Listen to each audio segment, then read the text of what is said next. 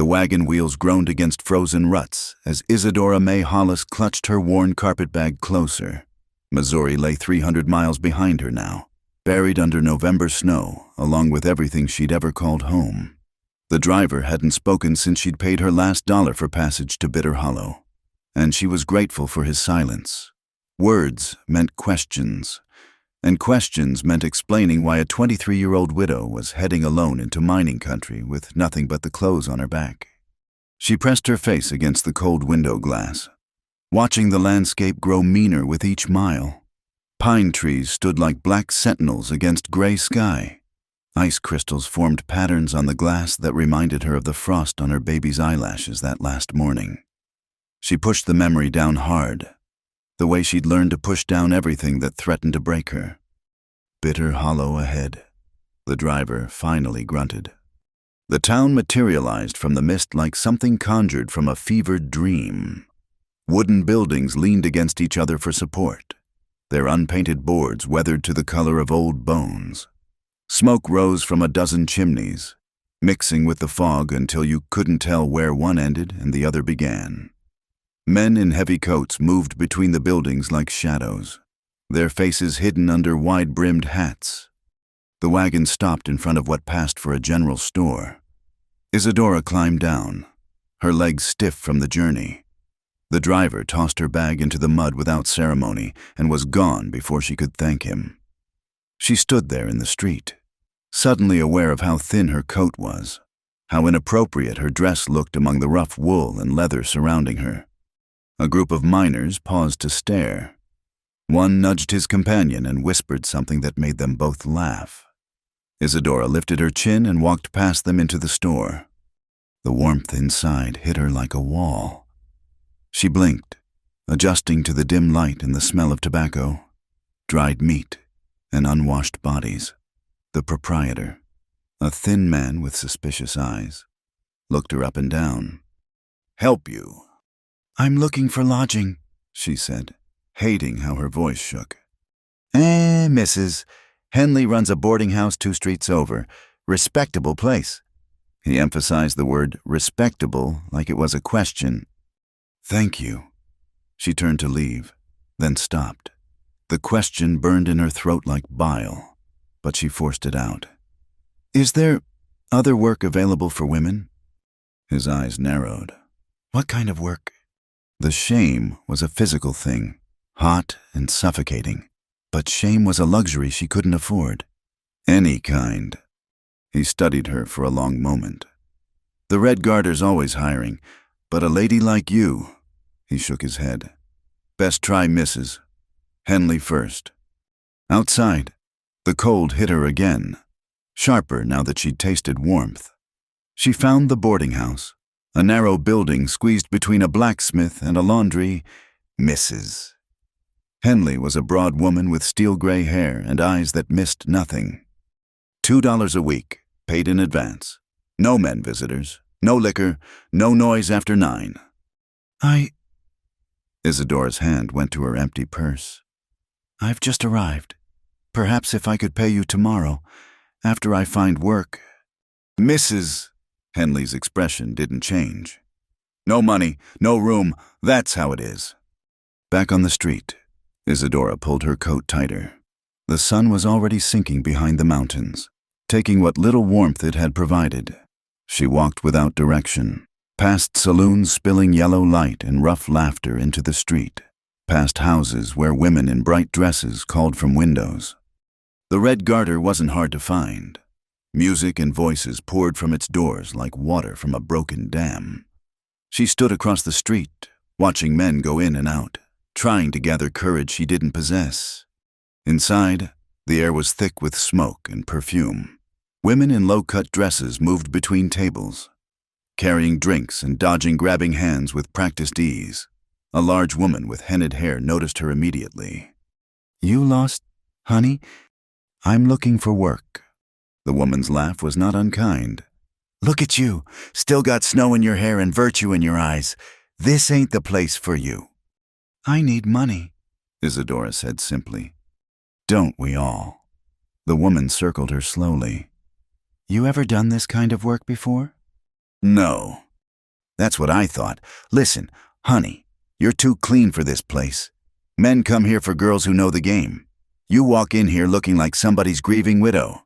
You'll scare off more customers than you'll bring in. I am somebody's grieving widow. Even worse. Get yourself gone before you do something you can't take back. Outside again, Isadora felt the last of her strength leave her. She'd traveled 300 miles to sell the only thing she had left, and even that wasn't wanted. The irony might have been funny if she wasn't so cold. She found herself in what seemed to be the town square, though it was really just a wider spot where several streets met. A few vendors sold goods from wagons despite the late hour. An idea formed in her mind, terrible and simple. There was lumber stacked near a construction site. She found a piece of board and a chunk of charcoal from a dead fire. Her hands shook as she wrote the words, "One night, enough for food." She hung the sign around her neck with a piece of twine and stood in the square as snow began to fall. The first men who passed laughed. One offered her whiskey. Another made a crude joke that turned her stomach. But she stood there, frozen in more ways than one, because moving would mean admitting defeat, and defeat meant death. A crowd began to gather. Some men looked pitying, others disgusted. A few seemed to be calculating, and those frightened her most. One stepped forward, reaching for his wallet, but his friend pulled him back. "Could be diseased," the friend muttered. "Or crazy." "Or desperate," said a new voice. The crowd parted.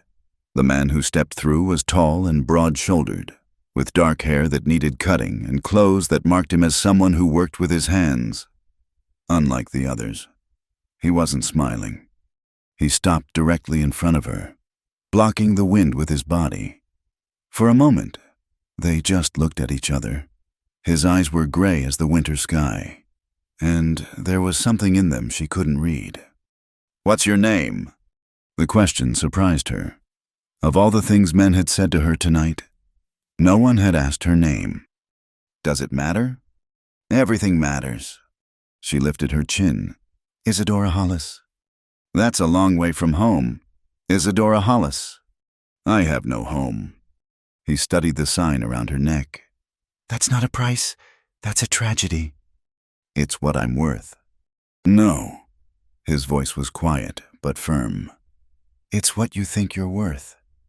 Not the same thing. The crowd was growing restless. Someone called out, "You buying or just looking? Vance." He turned slightly. "Go home. Show's over." "Since when do you give orders in town?" "Coalman." "Since now." There was something in his voice that made men step back. Slowly, the crowd dispersed, leaving them alone in the falling snow. "You must be hungry," he said finally. "I'm fine." Liar. But he said it gently. "There's a cafe around the corner, still open." "I can't pay." "I didn't ask you to." She should have been suspicious, should have questioned why this stranger was helping her, but she was so tired, so cold, that when he turned and started walking, she followed. The cafe was small and steamy, smelling of beef stew and fresh bread. The owner started to protest when he saw her sign, but one look from the man called Vance silenced him. They sat at a corner table, away from the few other customers. "Eat first," he said when the food arrived. "Then we'll talk." She wanted to maintain her dignity, to eat slowly and properly, but the first spoonful of stew destroyed her resolve. She ate like what she was, a starving woman, while he drank coffee and watched the snow fall outside. When she finally pushed the empty bowl away, he spoke. "Where's your husband?" "Dead 3 months ago." "Children?" The word was a knife. "Dead too." He nodded, asking nothing more. "You have family?" "None that would claim me." "So you came here?" "I came here to survive, even if it means—" She touched the sign still hanging around her neck. "You won't survive that way, not for long." "Then I'll survive for short." He leaned back, studying her. "I have a proposition." Here it comes, she thought. The negotiation, the bargaining over her body like she was livestock at auction. I live about 5 miles up the mountain. Got a cabin, some land. It's isolated. I need someone to keep house, cook, clean, mend clothes, basic things. She stared at him. That's all. That's all. Why would you help me? Maybe I'm not helping you. Maybe I'm helping myself. Gets lonely up there. Be nice to have a meal waiting when I come in from the mines. Coffee that doesn't taste like tar. And in exchange, room, board, and wages. Fair wages. It was too good. There had to be something more. And at night, his jaw tightened. At night, you sleep in your bed and I sleep in mine. I'm offering you work. Mrs. Hollis. Nothing more. Nothing less. Men don't. I'm not most men. He stood, tossing money on the table. Think about it. I'll be at the general store tomorrow morning, buying supplies. If you want the job, be there at 8. If not, I wish you luck. He turned to leave, then stopped. Reaching across the table, he lifted the sign from around her neck. The twine broke easily in his large hands. Whatever you decide, he said, don't wear this again. You're worth more than a night and a meal, whether you know it or not. Then he was gone, leaving her alone with a full stomach and a mind full of questions. Through the window, she watched him disappear into the snow, a tall figure in a dark coat who'd offered her something she'd stopped believing existed. A choice. Outside, the snow continued to fall, covering the muddy streets in clean white. Somewhere, a church bell tolled the hour. Isadora sat in the warm cafe, wondering if salvation sometimes came disguised as a stranger with rough hands and kind eyes. Tomorrow would bring decisions. Tonight, for the first time in months. She wasn't hungry. It was a start. The cafe owner let her stay until closing, though his glances grew increasingly pointed as the hour grew late. When he finally turned the sign on the door, Isadora found herself back on the street with nowhere to go. The snow had stopped, but the temperature had dropped further. Ice crystals formed in the air with each breath. She wandered until she found a church, its doors mercifully unlocked. The pews were hard and cold, but they were shelter. She curled up on one near the back, using her carpetbag as a pillow, and tried not to think about the choice morning would bring. Sleep came in fragments, broken by cold and the sound of wind rattling the windows. She dreamed of her husband's face, already fading from memory, and her daughter's laugh, still sharp enough to cut. When gray light finally filtered through the stained glass, she was almost grateful. The walk to the general store was short but felt endless. Each step was a decision, each breath a commitment to something she didn't fully understand. The town was just waking up. Shopkeepers sweeping their doorways, horses being hitched to wagons, normal people doing normal things, while she walked toward a stranger's promise that might be salvation or damnation. He was already there when she arrived, loading sacks of flour and coffee into a wagon. He looked up when she approached, and something in his face relaxed, as if he'd been holding his breath.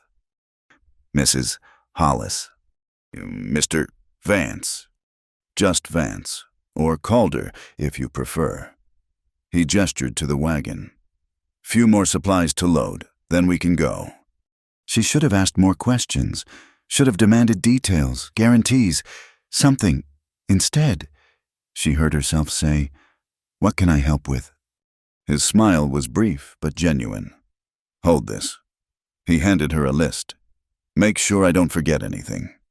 They worked in companionable silence, loading the wagon with provisions: salt pork, beans, tinned goods, lamp oil, the necessities of isolated living. The store owner watched them with curious eyes but said nothing beyond naming prices. "Cloth," she said suddenly, checking the list. "You forgot cloth." "Don't need any. You have holes in your shirt, 3 of them." He looked down as if noticing for the first time. "So I do. And thread, and needles, and buttons." She was already moving through the store, selecting items. When did you last darn a sock? Can't recall. That's what I thought. She brought her selections to the counter. Add these. The store owner looked to Vance, who nodded. As the man wrapped their purchases, Vance leaned closer to her, already taking charge. You hired me to keep house. That includes keeping you from looking like you dress in the dark. I do dress in the dark. Not anymore. The ride up the mountain was spectacular and terrifying in equal measure. The wagon path wound through stands of pine and aspen, climbing steadily higher. Views of the valley opened up between the trees, Bitter Hollow shrinking to toy size below. The air grew thinner, cleaner, scented with pine sap and snow. Vance handled the horses with easy competence, navigating ruts and washouts without apparent concern. He didn't talk much, but the silence wasn't uncomfortable. Occasionally, he'd point out a landmark, an old lightning-struck tree, a creek that held trout in summer, a meadow where deer gathered at dusk. How long have you lived up here? She asked. 3 years, give or take. Alone? Until now. The cabin appeared suddenly around a bend, and Isadora's heart sank. It was smaller than she'd expected, built of rough logs with a stone chimney. A lean-to served as a stable, and she could see a privy some distance away. The whole clearing couldn't have been more than an acre, hemmed in by forest on all sides. It's not much, Vance said, watching her face. It's standing and has a roof. That's more than I had yesterday. He climbed down and offered her his hand. His palm was calloused, warm despite the cold. Come on, I'll show you inside. The door opened directly into the main room, which served as kitchen, dining, and living space combined. A stone fireplace dominated one wall, cold now but showing signs of recent use. The furniture was sparse but well made, a table with 2 chairs, a rocking chair by the fire, shelves holding dishes and supplies. Everything was covered in a fine layer of dust. Bedroom's through there, he said, pointing to a door. There's a loft above it where I've been sleeping. I'll move my things up today. I can't take your bedroom. Oh, you can and you will. Loft's warmer anyway. Heat rises. She moved through the space, running her fingers over surfaces, already cataloging what needed to be done. The windows were filthy.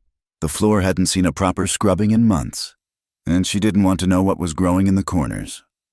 There's a well out back, he continued. Creek's not far if the well runs low. Firewood stacked on the side. I'll show you how to bank the fire at night so it doesn't go out. I know how to bank a fire. Course you do. He seemed embarrassed. I'll bring your bag in, get a fire started. You must be cold. While he unloaded the wagon, she explored her new domain. The bedroom was small but clean, with a proper bed and a chest of drawers. Someone had once hung curtains, now faded and dusty. The kitchen area had good bones, a proper stove, thank God, and a sink with a pump. She could work with this. Coffee, Vance asked when he came back in. Fire already beginning to warm the room. Let me... She was already moving to the stove. That's why you hired me, isn't it? She found the coffee, measured it out, set water to boil. Such simple actions. But they grounded her. This was something she knew how to do. When she turned back, he was watching her with an unreadable expression. What? Nothing, just... It's been a while since anyone made coffee in here besides me. Was there someone before? No, but my mother used to stand just there, doing the same thing, long time ago. She's gone. Fever, 10 years back. I'm sorry. He shrugged. Life in the mountains, takes some, leaves others. When the coffee was ready, they sat at the table like civilized people. The morning sun slanted through the dirty windows, making patterns on the floor. Outside, a jay scolded something from a pine branch. We should talk about expectations, Vance said finally. Yes. I leave early most days, dawn or before. I work a claim about 2 miles north. Sometimes I don't get back until after dark. You'll be alone here most of the time. I'm used to being alone. This is different. Town's a hard ride in good weather, impossible in bad. If something happens, what could happen? He gave her a look. Bears, wolves, storms that can trap you for days, men who might come looking for an easy mark. Are you trying to scare me away? I'm trying to be honest. This isn't an easy life. Neither was starving in town. Fair point. He sipped his coffee. Can you shoot? No. I'll teach you. There's an old Henry rifle in the closet. You'll keep it loaded and handy. Is that necessary? Hope not, but better to have it and not need it. He stood. I should get to work. Will you be all right? I'll be fine. He hesitated at the door. There's food in the larder. Make whatever you want. This is your home now, too. After he left, Isadora sat in the quiet cabin, trying to absorb the strangeness of it all. Yesterday, she'd been ready to sell herself for bread. Today, she had a home, work, dignity intact. The speed of the change left her dizzy. But there was no time for philosophy. The cabin needed attention, and work had always been her remedy for too much thought. She heated water, found rags and soap, and began the war against dirt and neglect. By noon, the windows sparkled. By afternoon, the floors gleamed. She took breaks to eat, to rest her back, but mostly she worked with a fury born of months of helplessness. Every clean surface was a small victory against chaos. She found things as she cleaned, a daguerreotype of a stern-looking woman who must have been Vance's mother, a shelf of books, mostly practical guides but a few novels, a chess set with hand-carved pieces, signs of a life lived quietly but not without thought. When the sun began to sink, she started dinner. The larder was well stocked, and she found herself humming as she worked. Salt pork fried crispy, beans seasoned and simmering, biscuits in the oven. Simple food, but filling. She heard him before she saw him. Boots on the porch, stamping off snow. He came in bringing cold air and the smell of earth and pine. His eyes widened as he took in the transformation. You've been busy. Idle hands, she said, suddenly shy. Dinner's ready. He washed at the pump, changed his shirt, one of the ones with holes, she noted, and sat at the table. She served the food, poured coffee, sat across from him. They ate in silence for a few minutes before he spoke. This is good, really good. It's just beans and biscuits. It's the best meal I've had in months. He looked up at her. Thank you. It's what you're paying me for. No. His voice was firm. I'm paying you for basic cooking and cleaning. This... He gestured around the spotless room. This is something more. They finished eating, and she rose to clear the dishes. He stopped her with a hand on her arm. The touch was light, but she froze. I'll do them, he said quietly, dropping his hand immediately. You've done enough today. She watched him wash dishes with the same careful attention he'd given to driving the wagon. When he was done, he banked the fire, showing her the technique even though she already knew it. I'll say goodnight then, he said, moving toward the ladder to the loft. If you need anything, I'll be fine. I know you will. She lay in the bedroom that still smelled faintly of him, listening to his footsteps overhead as he settled in. Outside. Wind moved through the pines with a sound like breathing. She thought about the sign he'd taken from around her neck, wondered where he'd put it, wondered why a man would save a desperate woman and ask nothing in return. Sleep came easier than it had in months, deep and dreamless. Tomorrow there would be more work, more strangeness to navigate. But tonight she was warm, fed and safe. For now, it was enough. In the loft above, she heard him turn over, the boards creaking slightly, two strangers under one roof, each nursing their own wounds, pretending this arrangement was purely practical. But already she knew better. Something had shifted when he'd asked her name in the snow. Something that had nothing to do with keeping house and everything to do with keeping faith in kindness, in second chances, in the possibility that two broken people might find wholeness in unexpected places. The fire popped and settled in the grate. Wind sang through the trees, and in a cabin 5 miles from anywhere, two souls began the delicate dance of learning to trust again. The days took on a rhythm as natural as breathing. Vance would leave before dawn, a shadow against shadows, taking only coffee and whatever food she pressed into his hands. Isadora would spend her days bringing order to the cabin, learning its quirks and corners. Evenings brought him home tired and dirt-streaked, to find warm food and lamplight waiting. They spoke carefully at first, testing boundaries like travelers crossing frozen streams. She learned he'd come west from Pennsylvania after his mother died, seeking something he couldn't name. He learned she'd married at 17 to a man who promised her the world and delivered only disappointment. "Never talk about your child," he observed one evening, 3 weeks into their arrangement. Her hands stilled on the shirt she was mending. "Nothing to say." There's always something to say, even if it's just her name. "Emma." The word came out cracked. "Her name was Emma. She lived 6 months. What happened?" "Winter happened. Coal ran out. Food ran scarce. My milk dried up from not eating."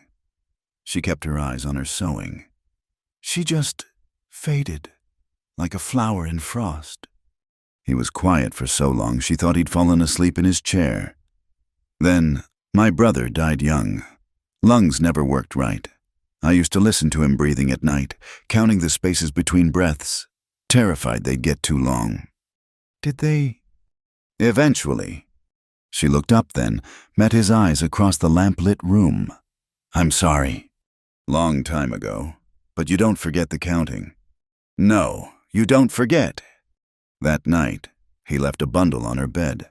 Inside was a thick wool shawl, store-bought and finer than anything she'd owned. No note, no explanation.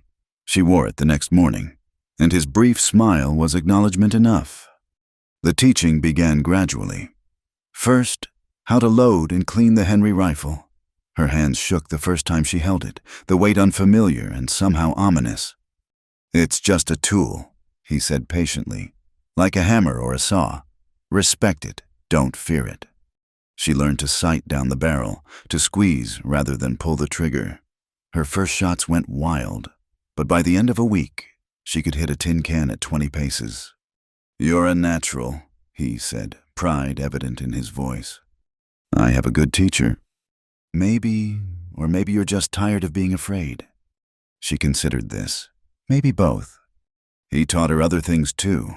How to read weather and cloud formations. Which berries were safe and which would kill you.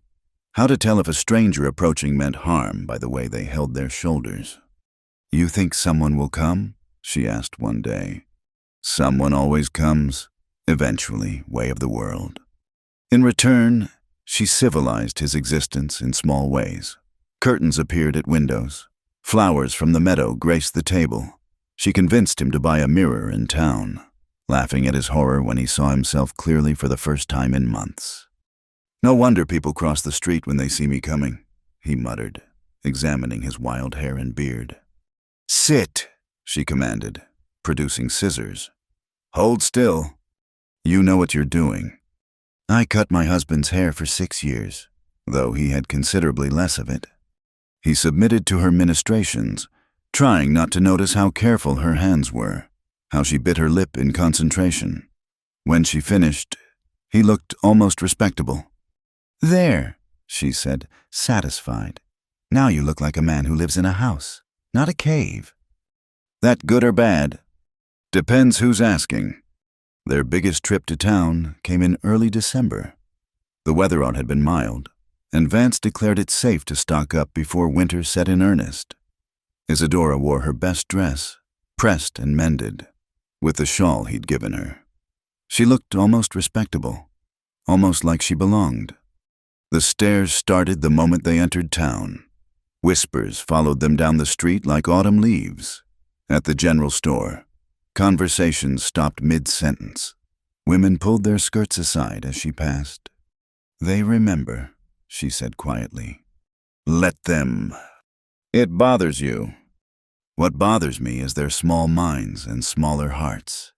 He said it loud enough for others to hear. "Come on. We have shopping to do." They loaded the wagon methodically. Flour, sugar, coffee, salt. Winter provisions bought with the gold he'd pulled from the mountain. She tried to ignore the eyes following them, the mouths moving behind hands. At the fabric counter, she fingered a bolt of blue calico, then moved away. Vance noticed. "You need dress material." "I have dresses." "Two, both patched to death. Get the fabric." "People will talk more." "People will talk anyway. Might as well be comfortable while they do it." She selected the blue calico and a practical brown wool. The clerk, a pinched woman named Mrs. Larson, took their money without meeting her eyes. "Heard you're keeping house for Mr. Vance," she said, voice dripping false sweetness. "I am. How convenient for both of you." Isadora felt Vance tense beside her. Before he could speak, she laid a hand on his arm. "Yes, very convenient. He gets a clean house and good meals. I get wages and shelter. Almost like proper employment. Imagine that." They left the store in silence, but she caught his small smile. At the wagon, loading their purchases, he said, "You handled that well." "I've had practice. People like Mrs. Larson exist everywhere." "Doesn't make it right." "No, but getting angry feeds them. Better to starve them with dignity." The ride home was quiet, both lost in thought. As they climbed higher, leaving the town and its judgment behind, Isadora felt the tight band around her chest ease. Up here, the only critics were the jays in the wind. That evening, after dinner, Vance pulled out the chess set she'd noticed while cleaning. "Do you play?" "My father taught me. Haven't played since he died." "Willing to try?" They set up the board, carved pieces catching the firelight. She was rusty at first, but the strategies came back. He played thoughtfully, considering each move. She played intuitively, sometimes brilliantly, sometimes disastrously. "You're reckless with your queen," he observed after capturing it. "Story of my life." "Chess isn't life." "Isn't it?" She moved a pawn forward. "Check." He studied the board, surprised. While protecting his queen, he'd left his king exposed. "Well played." Sometimes being reckless works. Sometimes he moved his king to safety, but not often. They played until the fire burned low. She lost, but barely. As they put the pieces away, he said, "Tomorrow I'm going to town. Alone." "Oh." She tried to keep disappointment from her voice. "I have business. Private business. I'll be back by dark." "Of course." "Isadora." He waited until she looked at him. "It's nothing to do with you. Or today. I just need to handle something. You don't owe me explanations." "Don't I?" The question hung between them like smoke. Finally, she stood. "I'll pack you food for the road." That night, she lay awake wondering what business required privacy. Money troubles, legal issues, a woman. The last thought stung more than it should. She had no claim on him beyond employment. If he had attachments in town, that was his affair. Morning came gray and cold. Vance left early, taking the wagon. Isadora threw herself into work, attacking dirt that didn't exist, organizing already organized shelves. By afternoon, she'd run out of tasks and sat by the window, watching the road. He returned as promised, just as darkness fell. But something was different. He moved carefully, spoke less. After dinner, instead of chess or conversation, he retreated to the loft early. "Are you ill?" she called up. "Just tired, long day." She heard him moving around up there, heavier than usual. A grunt of pain, quickly stifled. Without thinking, she climbed the ladder. He sat on his cot, shirtless, trying to wrap a bandage around his ribs with one hand. His face was bruised, lip split. Blood seeped through the white cloth. My God, what happened? Nothing. Go back down. Don't be stupid. She knelt beside him, taking the bandage. Let me see. Isadora. Let me see. He dropped his hands. His ribs were a mottled purple, with several cuts that looked like they'd been cleaned but needed proper bandaging. His knuckles were raw. Who did this? Doesn't matter. She worked in silence, cleaning the cuts with whiskey from his flask, wrapping the ribs properly. He winced, but didn't complain. When she was done, she sat back on her heels. It was about me. Wasn't it about today in town? He met her eyes. Someone needed to learn manners. Who? Doesn't matter. Who? Vance. Tom Bradshaw. Works at the mine. Has a mouth bigger than his brain. She knew Bradshaw, one of the men who'd laughed at her sign that night. What did he say? Nothing worth repeating. You fought him over words. I fought him over honor. Yours. He touched his split lip gingerly. Though I'd say it was more mutual education than fighting. You shouldn't have... Yes, I should have. His voice was firm. A man who won't defend a woman's reputation isn't much of a man. I don't need defending. Everyone needs defending sometimes.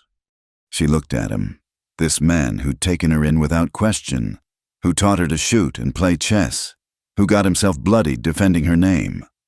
Something shifted in her chest, a door opening that she'd thought was nailed shut. Thank you, she whispered. Don't thank me, just be careful in town. Bradshaw has friends. I'm always careful. I know, but be more careful. She helped him lie back, pulled a blanket over him. At the ladder, she paused. Vance, did you win? A ghost of a smile. Bradshaw won't be talking much for a while. Jaw's not broken, but it's close. Good. She climbed down, leaving him to rest, but sleep wouldn't come. She kept thinking about him facing down Bradshaw. Taking punches meant for her reputation. No one had ever fought for her before. Her husband had been the type to avoid conflict, to smile and scrape even when she begged him to stand up. Be strong. Vance was different. Vance was... She stopped that thought before it could form fully. Whatever Vance was to her, it couldn't be more than employer and protector. She'd learned the cost of wanting too much. Better to be grateful for what she had than risk it reaching for more. But as she finally drifted towards sleep, she allowed herself one small truth for the first time since Emma died. She felt like someone worth defending, and that, more than any wage or shelter, was the gift Vance had given her without even knowing it. Winter arrived in earnest 2 weeks later, sealing them into their mountain world with walls of white. The first storm caught Vance at the mine, and Isadora spent anxious hours watching the trail until his familiar figure emerged from the swirling snow. After that, he stayed closer to home, working on equipment repairs and firewood when the weather allowed. The forced proximity should have been awkward. Instead, it deepened their careful friendship into something harder to name. They developed routines within routines. Morning coffee shared in comfortable silence. Afternoons of chess or reading aloud from his small library. Evenings of conversation that gradually moved from safe topics to deeper waters. Why coal? She asked one snowy afternoon. Why not gold like everyone else? He was sharpening tools, movements precise and practiced. Coal's honest. It's there or it's not. No fever dreams, no false hopes. Just hard work for fair reward. Gold could make you rich. Could make me dead, too, or crazy. Seen too many men lose themselves chasing yellow metal. He tested the axe edge with his thumb. Coal keeps people warm. That's worth something. Is that why you helped me? Because I was cold? He set down the axe. I helped you because you were about to do something that would kill you slower than freezing, but just as sure. You don't know that. Don't I? His gray eyes were steady. That life takes pieces of you. Seen it happen? Good women turned hollow, selling smiles and whatever else until there's nothing left to sell. Maybe I was hollow already. No. The word was firm. Hurt, yes. Grieving, yes, but not hollow. Hollow people don't stand in the snow with their chin up, daring the world to judge them. She had to look away from the intensity in his gaze. You see too much. Occupational hazard of living alone. You learn to read people quick when you don't see many of them. That night, the wind howled like a living thing. The cabin creaked and groaned under the assault. Isadora woke to find the fire nearly dead and the room Arctic cold. She hurried to add wood, but her fingers were clumsy with chill. Let me... Vance appeared beside her, descended from the loft so quietly she hadn't heard him. He rebuilt the fire with quick efficiency. You're shaking. It's nothing. It's not nothing. He disappeared, returning with a blanket from his cot. Before she could protest, he wrapped it around her shoulders. It smelled of pine and earth and him. You'll freeze, she protested. I run hot, mountain blood. He sat beside her on the floor, close enough that she could feel his warmth. Better. Yes. They watched the fire catch and grow, orange light dancing across their faces. The wind continued its assault, but inside felt suddenly safe, protected.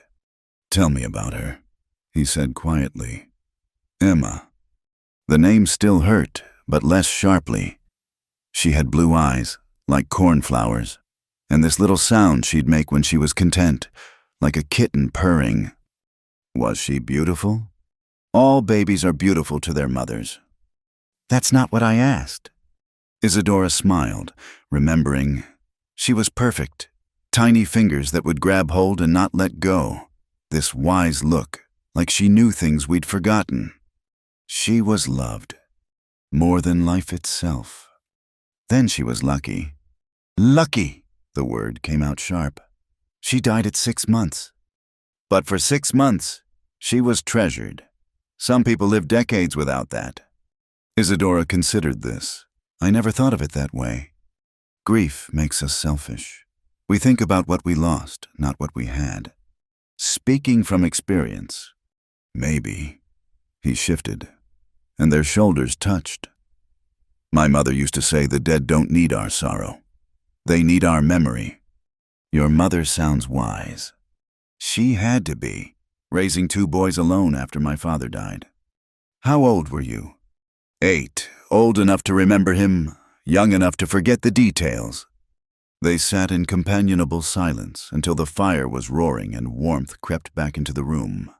Finally, Vance stood, offering her his hand. Back to bed. Morning comes early, storm or no storm. His hand was warm, calloused, steady. She held it a moment longer than necessary, then let go. Thank you for the fire and for listening. Any time. She watched him climb back to the loft, blanketless but seemingly unbothered. Back in her bed, wrapped in quilts that now seemed less cold. She thought about what he'd said. Emma had been loved. In her short life, she'd known nothing but love. It wasn't enough, but it was something. The storms continued for 3 days. They developed a rhythm of survival, keeping the fire fed, melting snow for water, making meals from their stores. Vance taught her card games that he swore weren't gambling. She taught him to bake bread without burning it. On the 3rd night, cabin fever set in. They'd played chess until the pieces blurred, read until the words swam. The walls seemed to press closer with each hour. I need air, Isadora declared. It's still blowing. I don't care. He studied her face, then nodded. Bundle up. We'll check the animals. Outside was a world transformed. Snow had drifted higher than her waist in places. The wind had calmed to occasional gusts, but the cold was breathtaking. Stars appeared between racing clouds, brilliant in the thin mountain air. The horses and mule were fine in their shelter, munching hay and regarding the humans with mild interest. But instead of returning immediately to the cabin, Vance led her to a cleared spot where the snow wasn't as deep. "Look up." She did, gasping at the vastness of the night sky. Without the storm clouds, every star seemed visible, a glittering tapestry stretching to infinity. "It's beautiful," she breathed. "This is why I stay, down in town. You forget the sky goes on forever. Up here, you can't forget." "Doesn't it make you feel small?" "No, makes me feel part of something bigger." He pointed to a bright star. "That's Polaris, the constant. Everything else wheels around it, but it stays fixed. Like you." He looked at her, surprised. "Me? You're the only fixed point I've found since—" She stopped, suddenly embarrassed. "Since everything went to hell." "Yes." He was quiet for a moment. Then, "You know what I thought when I saw you that night standing there with that sign? That I was pathetic. That you were the bravest person I'd ever seen." "Brave," she laughed bitterly. "I was selling myself." "No, you were surviving. There's a difference." He turned to face her fully. "You'd lost everything. Husband, child, home. Most people would have given up. But you stood there, chin up, daring the world to break you completely. That's not pathetic. That's courage." "I didn't feel brave." "Brave people never do." The wind gusted, throwing snow in their faces. He stepped closer, using his body to shield her. The moon emerged from behind a cloud, painting everything silver. "We should go in," she said, but didn't move. Probably. Neither of them moved. They stood there, inches apart, breath mingling in the cold air.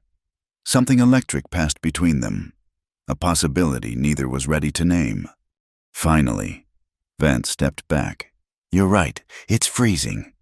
Inside, they went to their separate beds without their usual good nights. Isadora lay awake, replaying the moment under the stars, the way he'd looked at her, the way she'd wanted him to look at her. This was dangerous territory. She'd come here for wages and shelter, not whatever this was becoming. Getting attached would only lead to pain. She knew this, had learned it through the hardest lessons life could teach. But knowing and feeling were different things, and what she felt when Vance smiled, when he listened to her stories of Emma, when he stood between her and the wind, that was something she hadn't felt in so long she'd forgotten its name. Hope. The storm broke the next morning, revealing a world buried in pristine white. Vance dug them out, creating paths to the necessary buildings. Life resumed its rhythm, but something had shifted. They were more careful with each other, more aware of proximity and glances.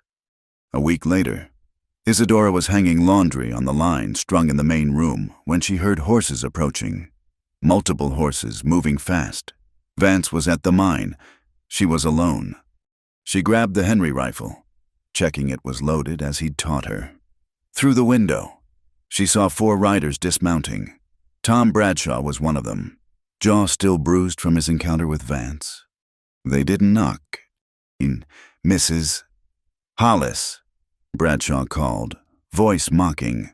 "Or whatever you're calling yourself these days, we know you're in there." She stayed silent, rifle ready. "Come on out. We just want to talk about your arrangement with Vance." "Nothing to talk about," she called back. "Oh, I think there is. See, some of us think Vance is getting goods he ain't paying full price for. That don't seem fair." The other men laughed, ugly laughter that made her skin crawl. "You've got 1 minute to leave," she said, surprised by the steadiness of her voice. "Or what you'll shoot us." More laughter. "Women don't shoot." She aimed through the window and put a bullet through Bradshaw's hat, sending it flying. The laughter stopped. "That was a warning. Next one won't be." "You crazy." 30 seconds. She chambered another round, the sound loud in the sudden silence. Through the window, she saw them exchanging glances. "This ain't over," Bradshaw snarled. Yes, it is. They mounted up, casting dark looks at the cabin. She kept the rifle trained on them until they disappeared down the trail. Only then did she let herself shake. She was still shaking when Vance burst through the door an hour later, having seen the riders from the mine. Are you hurt? Did they? I'm fine. They're gone. He saw the rifle in her hands, noted the spent cartridge on the floor. You shot at them? Just Bradshaw's hat. He needed a new one anyway. He stared at her, then pulled her into his arms. She stiffened, then relaxed against his chest. He smelled of coal dust and pine, and she could feel his heart racing. I should have been here. I handled it. You could have been hurt, but I wasn't. She pulled back to look at him. You taught me well. His hands framed her face, thumbs brushing her cheekbones. If anything had happened to you. Nothing happened. I'm tougher than I look. I know. That's what terrifies me. They stood there, his hands gentle on her face, her hands still gripping the rifle between them. Another moment of possibility, of choice. This time she was the one who stepped back. I should start dinner. He let his hands drop. Right, yes. But something fundamental had changed. The careful distance they'd maintained was gone, replaced by an awareness that hummed like electricity. They'd crossed a line, even if they hadn't meant to. That night, as they ate in unusual silence, Isadora wondered if brave people ever knew when they were being brave, or if they only recognized it later, when the moment had passed and the choice was already made. The days following Bradshaw's visit were tense. Vance stayed closer to home, leaving the mine only for essential work. He taught Isadora more defensive tactics, how to barricade the door, where to position herself for the best sight lines, how to reload quickly under pressure. You're scaring me, she said after the third lesson. Good. Scared keeps you alive. But the expected retaliation never came. Instead, something worse arrived. Silence. No one came up the mountain. No traders. No neighbors checking in. No one. They were effectively cut off. It's Bradshaw, Vance explained. He's got influence in town, telling people to stay away. For how long? Until he gets bored, or until someone stands up to him. Their supplies began to dwindle. The winter storms made trips to town risky, and Vance was reluctant to leave her alone for that long. They made do, stretching what they had. But Isadora could see the worry in his eyes when he checked their stores. One morning, she made a decision. I'm going to town. No. We need supplies. I'll go. And leave me here alone.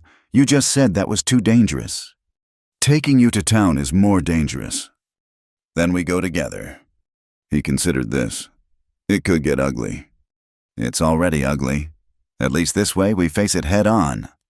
They left at dawn, the wagon loaded with goods to trade furs Vance had trapped, wooden items he'd carved during the long evenings, and carefully wrapped packages of Isadora's handiwork.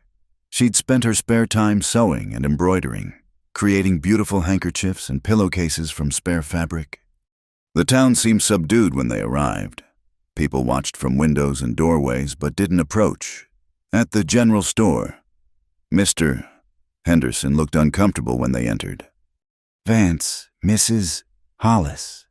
Henderson, we need supplies. The man shifted nervously.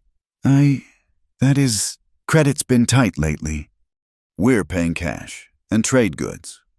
Even so, Vance's expression hardened. Are you refusing our business? No, of course not. Just maybe be quick about it. They gathered supplies efficiently, but Isadora noticed the inflated prices. A pound of flour that cost 10 cents last month was now 15. Coffee had doubled. When she started to protest, Vance touched her arm. Pay it. We'll discuss it later.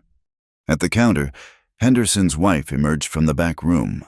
She was a small, nervous woman who rarely spoke, but when she saw Isadora's embroidered goods, her eyes lit up. Oh, these are beautiful, may I? Isadora handed her a handkerchief decorated with delicate wildflowers. The woman examined it with reverent fingers. I haven't seen work this fine since my grandmother's. How much? They're not for sale, Henderson said quickly. His wife looked at him with unusual firmness. I wasn't asking you. She turned back to Isadora. How much? 50 cents each. $1 for the pillowcases. I'll take 4 handkerchiefs and 2 pillowcases. She glared at her husband. From my egg money. The transaction was completed in tense silence. As they loaded the wagon, Isadora saw other women watching from the millinery shop next door. One stepped out, Mrs. Patterson, the banker's wife. Mrs. Hollis, might I see your work? Word spread quickly. Within minutes, a small crowd of women had gathered, examining the embroidered pieces with enthusiasm. Orders were placed, measurements taken for custom work. The men stood apart, clearly uncomfortable but unwilling to challenge their wives publicly. Lovely work, dear, Mrs. Patterson said, loud enough for all to hear. We need more beauty in this rough place. I'll expect my order in 2 weeks. Of course. As they prepared to leave, Bradshaw appeared with his cronies. The crowd of women dispersed quickly, but Mrs. Patterson stood her ground. Tom, she said coolly. Mrs. Patterson, didn't expect to see you consorting with certain types. I'm conducting business with a skilled craftswoman. If you have issue with that, you can discuss it with my husband. I'm sure he'd be fascinated to hear how you're interfering with legitimate commerce. Bradshaw's face darkened, but challenging the banker's wife was different from harassing an unprotected woman. He turned his attention to Vance. This ain't over. It is if you're smart, Vance replied calmly. But we both know that's asking a lot. You think you're better than us, living up there with your... Careful. Vance's voice dropped dangerously. Last time you ran your mouth, you needed 2 weeks to eat solid food again.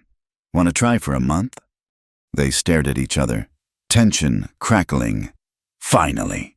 Bradshaw spat in the dirt and walked away, his friends trailing behind. On the ride home, Isadora felt oddly exhilarated. Did that really just happen? The women of Bitter Hollow appreciate fine needlework, apparently. They stood up to their husbands. To Bradshaw, they stood up for good embroidery. Standing up for you was just a bonus. Still counts. He smiled. Yes, it does. Back at the cabin, they unloaded supplies with lighter hearts. The confrontation had gone better than expected. Isadora had orders to fill, work that would bring in money. The isolation was broken.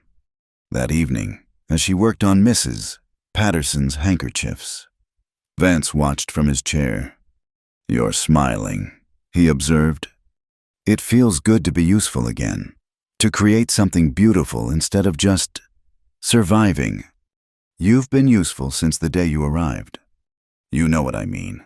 This is mine, my skill, my work, not charity or wages, but something I earned with my own hands. It was never charity. She looked up from her sewing. Wasn't it a desperate woman you saved from the streets? No. He set down his book. It was 2 people helping each other. I needed someone to make this place a home. You needed a place to heal, fair trade. When you put it like that, I always put it like that. You're the one who complicated it with guilt and gratitude. She considered this. Maybe you're right. I'm always right. Ask anyone. All the no one who visits. Exactly, unanimous agreement. They laughed, and the sound filled the cabin like music. It had been so long since she'd laughed freely, without the weight of grief crushing every moment of lightness. Later, as she prepared for bed, she found a package on her pillow. Inside was a set of embroidery scissors, fine steel with mother-of-pearl handles. They must have cost a fortune. Vance, she found him banking the fire. These are too much. They're tools for your work. They're beautiful. Beautiful tools for beautiful work. He straightened. not quite meeting her eyes. You needed proper scissors, not those old things you've been using. When did you even buy these? Had Henderson order them weeks ago. They came in today. Weeks ago, but that was before you started taking orders? Yes. Now he did look at her. I knew you'd find a way. You're not the type to stay down. You barely knew me weeks ago. I knew enough. They stood there in the firelight, the scissors gleaming between them like a promise. Isadora felt her heart doing dangerous things in her chest. Thank you, she whispered. You're welcome. She should go to bed, should maintain the careful distance that kept them both safe. Instead, she stepped closer. Why are you so good to me? Someone should be... That's not an answer. He was quiet for so long she thought he wouldn't respond. Then, my mother used to say that people are like seeds. Some get planted in good soil, plenty of sun and rain. They grow easy, others get tossed on rocky ground, have to fight for every bit of light. But the ones that survive that fight, they grow stronger, deeper roots. You think I'm a weed? I think you're a wildflower, beautiful and tough and blooming where nobody expects. Her eyes filled with tears she refused to shed. Calder. It was the first time she'd used his given name. Something shifted in his face, a vulnerability quickly hidden. Good night, Isadora. She fled to her room, scissors clutched to her chest. Through the thin walls, she heard him climbing to the loft, settling for the night. She lay in bed, tracing the scissors' smooth handles, thinking about seeds and soil and the careful distance between two damaged people learning to bloom again. The next weeks passed in a blur of activity. Orders poured in from the women in town, keeping Isadora busy from dawn to dusk. The work was satisfying, but more than that, it was rebuilding her place in the world. She was no longer just the desperate widow who'd tried to sell herself. She was the embroidery lady, the one who could make beauty from thread and cloth. Vance adapted their trips to town around her delivery schedule. The tension with Bradshaw remained, but it had shifted to cold looks and muttered threats rather than open confrontation. The women's commerce had created an uneasy truce. One evening, counting her earnings, Isadora made a decision. I want to pay rent. Vance looked up from his carving. What? Rent for the room. I can afford it now. Don't be ridiculous. I'm serious. You hired me for housework. That's what my wages cover. But I'm running a business from your home now. That's extra. Isadora, please, I need this. He studied her face, seeing something there that made him nod slowly. All right, $1 a month. That's too little. It's that or nothing. $2. $1.50. Deal. They shook hands solemnly, but his thumb brushed across her knuckles before letting go. Such a small gesture, but it sent warmth racing up her arm. That night, she placed the first month's rent on the table. Vance looked at the coins for a long moment, then swept them into his hand. This changes things, he said quietly. Yes, you're not just my housekeeper now. You're a tenant, a businesswoman. Is that a problem? No, it's... He struggled for words. It's right. You're finding your way back to who you are. Who I was is gone. Wife, mother, those doors are closed. So you're opening new ones? Trying to. He stood, pocketing the coins. Then we should celebrate. I've been saving something. He disappeared into the cellar, returning with a bottle of wine. From California. Been waiting for a special occasion. This counts. Your independence. Yes, this counts. They drank the wine by firelight, talking about everything and nothing. The constraints of employer and employee had shifted, leaving them in uncertain territory. Friends, partners, something else entirely. I should tell you, Vance said as the bottle emptied. I'm proud of you. For what? For surviving, for building something new, for shooting Bradshaw's hat. He grinned at the memory. His face was priceless. I was terrified. But you did it anyway. That's what courage is. You sound like your mother again. Wise woman. He raised his glass. 2 wise women. 2 patient men. They drank, eyes meeting over the rims. The fire crackled, casting dancing shadows. Outside, wind sang through pines. Inside, 2 people sat closer than necessary, neither willing to name what was building between them. But naming could wait. For now. There was warmth and wine and the quiet recognition that sometimes the best things grew slowly, like flowers in rocky soil, finding their own way to the light. Spring came slowly to the mountain, fighting winter for every inch of ground. Patches of brown earth appeared between snowdrifts, and the creek began to sing again, swollen with meltwater. Isadora found herself humming as she worked, something she hadn't done since before Emma died. The embroidery business thrived. She had more orders than she could fill, and had begun teaching some of the younger women in town basic stitches in exchange for help with simpler pieces. The arrangement worked well, giving her assistants and them skills they could use.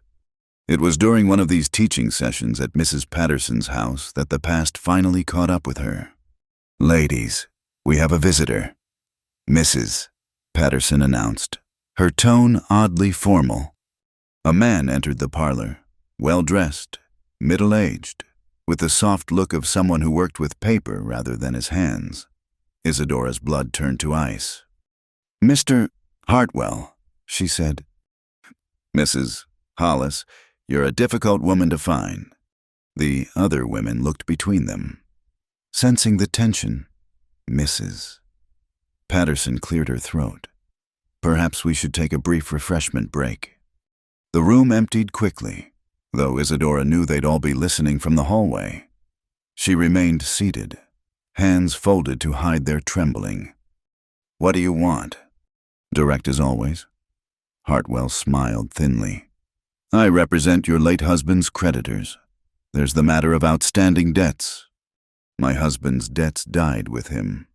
"Not in Missouri. They didn't. A wife is responsible for her husband's obligations." "I have nothing." "You have an embroidery business. You're living with a man of means. I'd say you have plenty." "What are you really here for, Mr. Hartwell?" He produced a document from his coat. $300, plus interest. Comes to nearly $500 now. "That's impossible. James owed $60 when he died." Funny how debt grows, especially when there are fees for tracking down wayward widows.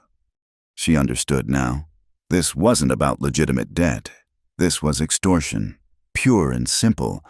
And if I can't pay, there are laws, jail time for debt defaulters. Course, we could work out an arrangement. What kind of arrangement? His eyes traveled over her in a way that made her skin crawl. "I'm sure we could think of something." The door burst open. Vance filled the doorway, and he wasn't alone. Sheriff Morrison stood beside him, badge gleaming. "Afternoon, Hartwell," the sheriff said pleasantly. "Heard you were in town. Thought I'd check your credentials." "My credentials are in order." "Funny thing, I telegraphed Missouri yesterday. They never heard of you, or any outstanding debts for one Isadora Hollis." Hartwell's face paled. "There must be a mistake." "Only mistake was you thinking we're all stupid up here." Morrison stepped forward. "You've got 1 hour to leave town. Don't come back." "This is illegal." "Know what else is illegal fraud? Impersonating a legal representative. Attempted extortion." The sheriff smiled coldly. "Want to discuss legal with the circuit judge? He's due next month." Hartwell grabbed his document and fled. The room filled again with women, all talking at once, but Isadora only had eyes for Vance. "How did you know?" "Mrs. Patterson sent her boy running when Hartwell showed up. Good woman, quick thinking." "But the telegram." "Sent it last week." At her shocked look, he shrugged. "Man was asking questions in town. Figured I'd better check his story."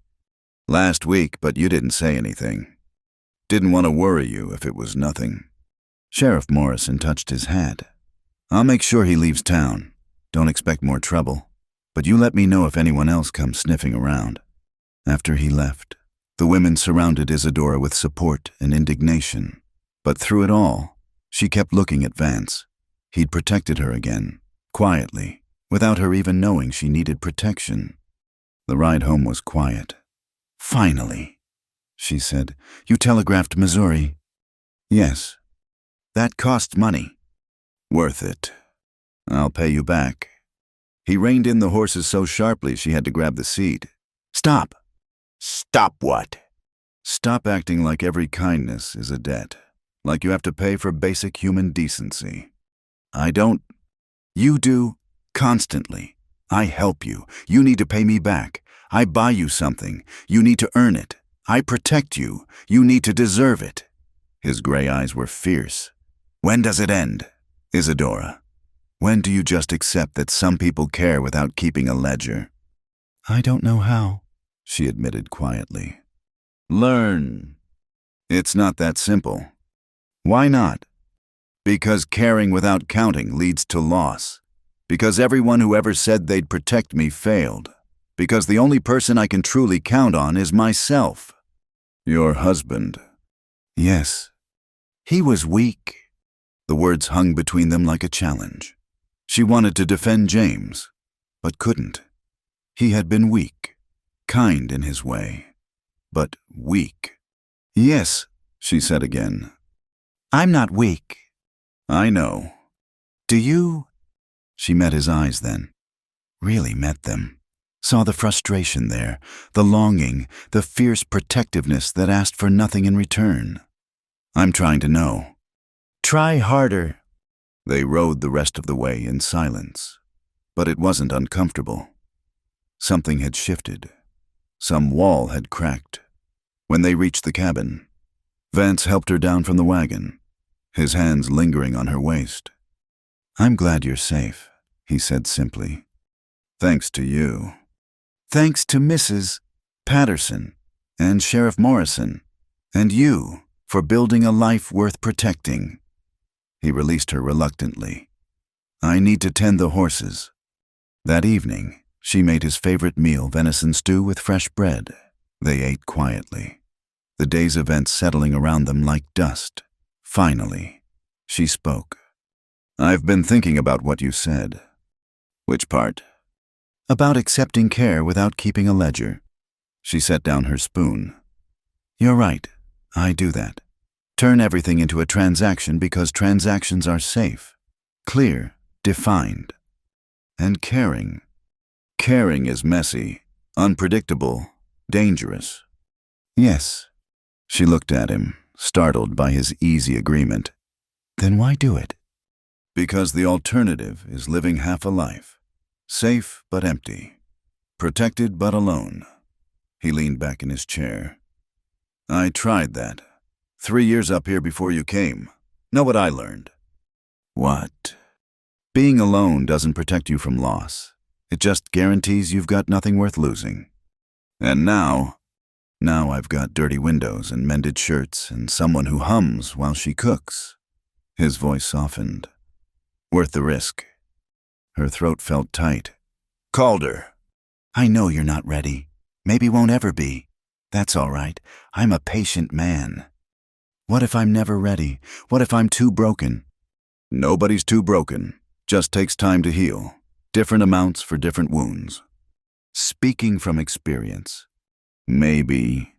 They did the dishes together, working in companionable rhythm. As she washed and he dried, Isadora felt something easing in her chest. The constant vigilance, the careful accounting of every kindness. Maybe she could let it go. Maybe. Thank you, she said as they finished. For the telegram. For coming today. For... She gestured helplessly. Everything. You're welcome. I mean it. I know. He hung the dish towel carefully. That's what makes it worth something. That night, sleep wouldn't come. She lay listening to the familiar sounds of the cabin settling. Vance moving about in the loft above. The day had shown her something important. She wasn't alone anymore. Hadn't been since that snowy night when a stranger asked her name instead of her price. She rose and climbed the ladder before she could think better of it. He was sitting on his cot, carving by lamplight, and looked up in surprise. "Isadora, what's wrong?" "Nothing. Everything." She sat beside him, careful not to touch. "I'm scared." "Of what?" "Of wanting things, of believing this is real, of waking up and finding it gone." "It's real." He set aside his carving. "I'm real. This life we're building, it's real." "How can you be sure?" "Because I chose it. Chose you. Not in a moment of pity or charity, but because I saw something in you that called to something in me." He turned to face her fully. "You're not the only one who was broken. Isadora, you're just the only one brave enough to show it. You don't seem broken. Good at hiding, mountain man skill." His smile was self-deprecating. "Truth is, I came up here to disappear, to stop feeling. Worked pretty well until you showed up with your sign and your stubborn chin and your refusal to give up." "I was giving up." "No, giving up would have been the river or a rope. You were fighting dirty, maybe, but still fighting." He reached out, carefully touching her hand. That's what I recognized. Another fighter who'd run out of clean moves. She turned her hand over, lacing their fingers together. His palm was warm, calloused, steady, real. "What are we doing?" she whispered. "I don't know. Something, nothing, everything." He squeezed gently. "Does it need a name? Names make things safe. Or small. Some things are too big for names." They sat there, hands linked, lamplight casting shadows on the rough walls. Outside, an owl called and was answered. The world went on spinning, indifferent to two people trying to navigate the space between friendship and something more. "I should go back down," she said eventually. "Probably." Neither moved. Their joined hands seemed to have their own gravity, holding them in place. "Isadora." "Yes." "I'm glad you're here, not just for the clean windows and mended shirts. For you. For the humming and the questions and the way you bite your lip when you're concentrating." He brought their joined hands up, pressing a kiss to her knuckles. "For shooting Bradshaw's hat, for surviving, for teaching me there's still beauty worth making in this hard world." Tears ran down her face, but for once they weren't bitter. "You saved me." "No, you saved yourself. I just offered a place to do it." She freed her hand only to frame his face, feeling the roughness of stubble, the warmth of skin. "Thank you for being patient. Take all the time you need." "What if I need forever?" "Then forever it is." She kissed him then, soft and quick, more promise than passion. He stayed perfectly still, letting her set the terms. When she pulled back, his eyes were closed. "Good night, Calder." "Good night, Isadora." She climbed back down the ladder on unsteady legs, heart racing. In her bed, she touched her lips, still feeling the brief contact. It wasn't much, a handheld, a kiss barely there, but it was a beginning, a crack in the wall she'd built around her heart. Outside, spring continued its slow conquest of winter.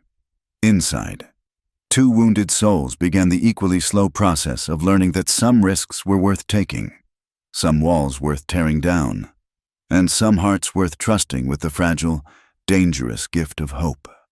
The kiss changed everything and nothing. They still moved through their daily routines. Coffee at dawn, work through the day, dinner by lamplight. But now there was awareness in every glance, possibility in every accidental touch. They were like dancers learning new steps, careful not to tread on each other's feet. A week passed before the next crisis arrived. This time it came in the form of a well-dressed stranger who rode up to the cabin on a Tuesday afternoon. Vance was at the mine, and Isadora was alone, working on Mrs. Henderson's tablecloth. The man dismounted slowly, as if he had all the time in the world. He was older, perhaps 50, with silver at his temples and the bearing of someone used to authority. Unlike Hartwell's cheap intimidation, this man radiated genuine power. Mrs. Hollis. She stood in the doorway, one hand near the rifle just inside. Yes? My name is Judge Nathan Carlisle, from Missouri. He held up his hands peacefully. I'm not here about debts or threats. May I come in? Every instinct screamed danger, but something in his manner made her step aside. He entered, removing his hat, looking around the tidy cabin with interest. You've made a good life here. What do you want? Judge Carlisle. He turned to face her, and she saw unexpected kindness in his eyes. I knew your husband, and your father. Actually, Joseph McKenna was a good man. The mention of her father made her knees weak. She sank into a chair. You knew Papa. We served together in the Mexican War, lost touch after, but I heard about his death. I'm sorry. He sat across from her. When I learned his daughter had married James Hollis, I kept a distant eye on things. I should have done more. Why are you here now? Because I failed your father once by not protecting his daughter from a weak man. I won't fail him again by letting vultures pick at what's left. Hartwell is sitting in my jail in Kansas City, charged with fraud, extortion, and impersonating a court officer. He'll be lucky to get 5 years instead of 10. The judge smiled grimly. He made the mistake of trying his scheme in my jurisdiction. I don't understand. Hartwell wasn't working alone. He had partners, people who make their living tracking down vulnerable widows and extracting payment for imaginary debts. You weren't their first victim. But the debts were paid by the sale of your farm. I have the paperwork here. He produced a leather folder. Everything stamped and sealed. You owe nothing to anyone in Missouri or anywhere else. Isadora stared at the documents, seeing freedom in their official seals. Why would you do this for me? Because your father saved my life at Chapultepec. Because good men's daughters shouldn't suffer for bad men's schemes. He leaned back. And because I heard about what you've built here. The business, the life. Joe would be proud. He wouldn't be proud of what I almost did. That night with the sign, wouldn't he? His daughter faced starvation and still found a way to survive with her dignity intact. That takes the kind of courage he'd understand. The sound of horses made them both turn. Vance burst through the door, rifle in hand, having seen the strange horse outside. It's all right, Isadora said quickly. This is Judge Carlisle. From Missouri. He's helping. Vance lowered the rifle but didn't put it away. Judge.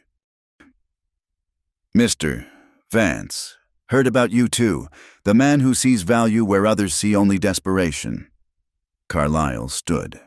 I'm glad Isadora found someone with sense. She found her own way. I just provided space. Good answer. The judge gathered his papers.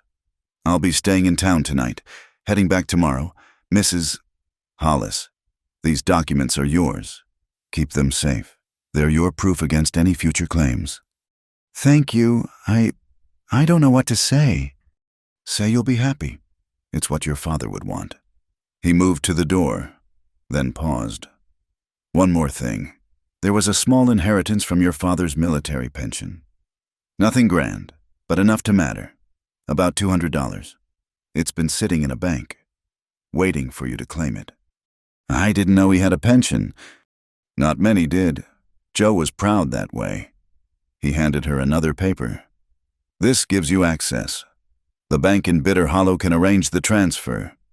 After he left, Isadora sat staring at the papers while Vance made coffee. Freedom from debt, money of her own. Her father's name cleared of the shame she'd carried. It was too much to process. You all right? Vance asked, setting a cup before her. I think so. It's just unexpected. Good unexpected. Yes, but also frightening. She looked up at him. I've gotten used to having reasons to stay, External ones. No money. Nowhere to go. Now. Now you have to choose to stay. Yes. He sat beside her. Close, but not touching. That scares you. Terrifies me. It's easier when circumstances make decisions for you. Choice means responsibility. Means I can't blame fate if things go wrong. Things might go wrong anyway. I know. They sat quietly, sipping coffee, watching afternoon light slant through clean windows. Finally, Vance spoke. What will you do with the money? I don't know. Save it, expand the business, I could rent a proper shop in town. You could. Something in his tone made her look at him. His face was carefully neutral, but she saw the tension in his shoulders. But then I'd have to live in town, she said slowly. Probably. Away from here. Yes. Do you want me to go? I want you to do what makes you happy. That's not an answer. He set down his cup with excessive care. No, I don't want you to go. But I won't be another bar on your cage. Isadora, you've had enough of those. What if staying is what makes me happy? Then stay. Even though I can leave. Especially then. A choice to stay means more than having nowhere else to go. She reached for his hand. He let her take it, their fingers intertwining naturally now. I need time to think. Take it. That night, she walked outside after dinner, needing air and space. The mountains spread before her, patched with spring flowers between remaining snow. The cabin sat solid and welcoming behind her, lamplight warm in the windows. She thought about her father, the soldier who died when she was 12. Thought about James, weak but not cruel, who tried and failed to be the man she needed. Thought about Emma, perfect and brief as a shooting star. Then she thought about Calder Vance, who asked nothing and offered everything, who saw her at her lowest and offered dignity instead of pity, who taught her to shoot and trusted her to defend their home, who waited patiently while she learned to trust again. The money meant she could leave, could start fresh somewhere without history or judgment, could build her business into something grand. All reasonable choices. But reason had never been her strong suit. She found him reading by the fire, glasses perched on his nose, a recent admission to needing them that she found endearing. I've decided, she said. He looked up, marking his place carefully. And I want to use some of the money to build a workshop, behind the cabin. Nothing fancy, but a proper space for the business, with good light and storage for materials. That's here. Where else would I build it? I thought, town. Too far from home. Something flared in his eyes at the word home. You're staying. If you'll have me, as a tenant, business partner, friend. She paused, then added quietly, whatever else we're becoming. He stood slowly, setting the book aside. You're sure? I'm sure I want to be here. The rest, we'll figure out as we go. I can live with that. Can you? Instead of answering with words, he crossed to her, framing her face with those careful hands. May I? She nodded, and he kissed her properly this time. Not the quick press of lips she'd given him, but something deeper, surer, a kiss that tasted of coffee and promises, of patience rewarded and trust slowly earned. When they separated, both breathing unsteadily, she rested her forehead against his chest. I'm still scared. Me too. Really?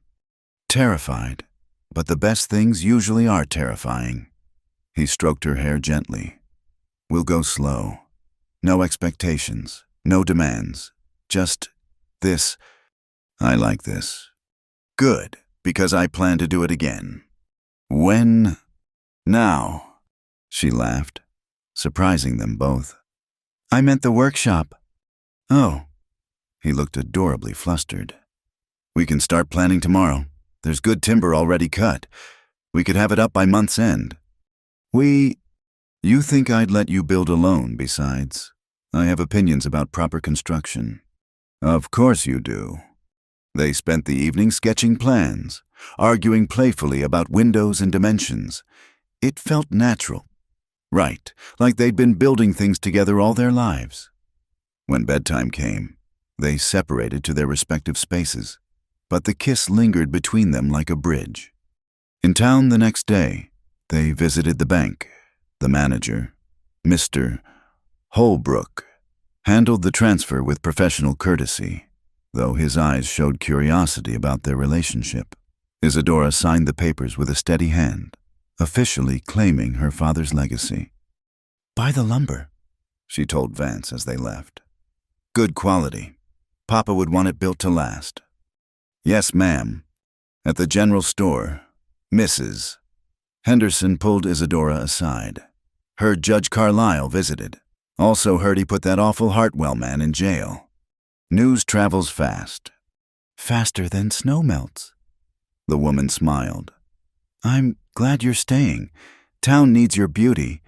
Your work, the embroidery."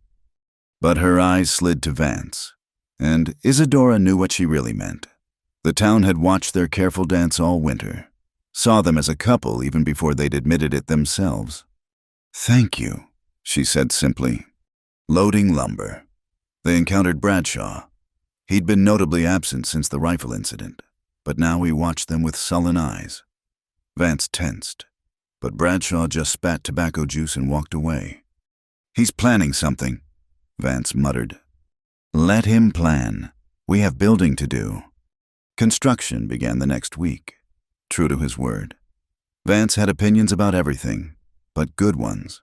He showed her how to frame windows to catch morning light, how to angle the roof for snow shed, how to build shelves that would hold weight without sagging. They worked side by side, falling into rhythm. She learned the satisfaction of driving nails true, of watching walls rise from nothing. Her hands grew new calluses alongside the old ones from needlework. "You're good at this," he said one afternoon, watching her measure twice and cut once, just as he'd taught. "I have a good teacher. Must be very good and handsome. Tolerably handsome when he shaves." He rubbed his jaw, rough with several days' growth. "I'll shave when we finish the roof." "Deal." They sealed it with a kiss, there among the sawdust and sunshine, building something solid and new from the ground up, like their relationship. The workshop grew slowly but surely, each board placed with care, each joint fitted precisely. Some things, Isadora was learning, were worth doing right the first time, worth choosing, even when you could walk away, worth building to last, like her father would have wanted. The mountain watched over them, ancient and patient, as two people constructed more than just a workshop. They built trust, board by board, hope, nail by nail, and maybe, if they were very careful and very lucky, something that might someday deserve the name of love. The workshop stood complete by the end of May, fresh pine boards golden in the spring sun. Isadora ran her hands over the smooth counter Vance had built, the shelves perfectly sized for fabric bolts, the special drawer for her mother-of-pearl scissors. It was more than she'd dreamed, certainly more than she'd ever had. "It's perfect," she breathed. "It'll do." But she caught his pleased smile as he adjusted a perfectly straight shelf one more time.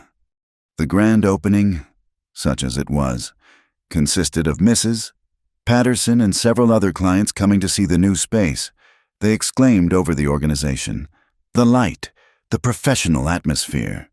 Orders increased, and soon Isadora had 3 young women working part-time, learning the trade while helping fill commissions.